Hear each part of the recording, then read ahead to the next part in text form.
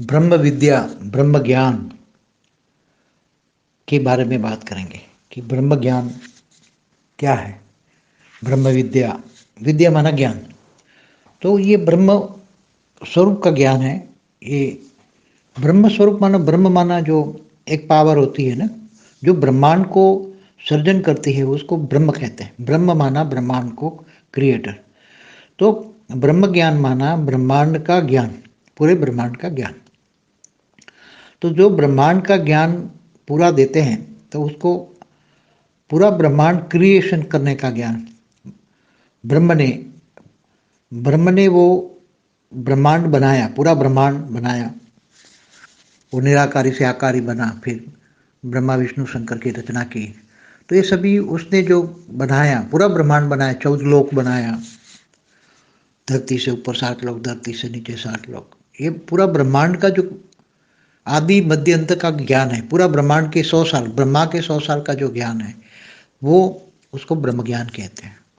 तो वो ब्रह्मर्षि, जिनको ब्रह्मर्षि कहते हैं, वो सुनाते हैं। ब्रह्मर्षि जो पूरा ब्रह्मांड का ज्ञान देते हैं उसको ब्रह्मर्षि कहते हैं।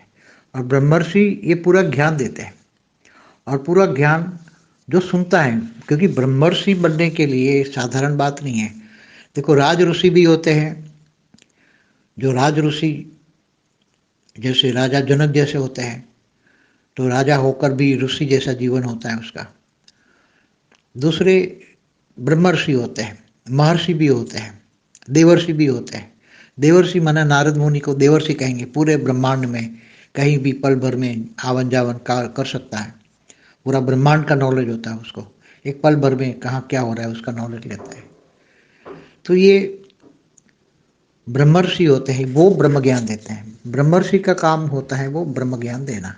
तो पूरा ब्रह्मांड का आदि मध्य अंत का ज्ञान देना। ब्रह्मांड कैसे बना, क्यों बना, किसने बनाया, फिर उसका पूरा ब्रह्मांड का वर्णन, 14 लोक का वर्णन, फिर कैसे चलता है, देवता कहाँ रहते हैं, मनुष्य, देवता और मनुष्य का अंतर, फिर परमधाम का वर्णन, परमधाम। तो ये ब्रह्म ज्ञान में आता है, तो ब्रह्मर्षि देते हैं। तो ब्रह्मर्षि साधारण नहीं बन सकते, राज ऋषि ब्रह्मर्षि नहीं बन सकते। तो ये बड़े बड़े राजा ऋषि भी हुए, मगर वो ब्रह्मर्षि तक नहीं पहुंच सकते। ब्रह्मर्षि को पूरा ब्रह्मांड का ज्ञान हो, वही ब्रह्मर्षि होते हैं। तो ऐसे हमारे यहाँ बहुत बड़े ब्रह्मर्षि होते हैं। तो जैसे पूरा ब्रह्मांड का ज्ञान देने वाले हमारे 7 मनवंतर होते हैं। सप्तर्षि में 7 ऋषि आते हैं हर मनवंतर में। जैसे एक कल्प में 14 मनवंतर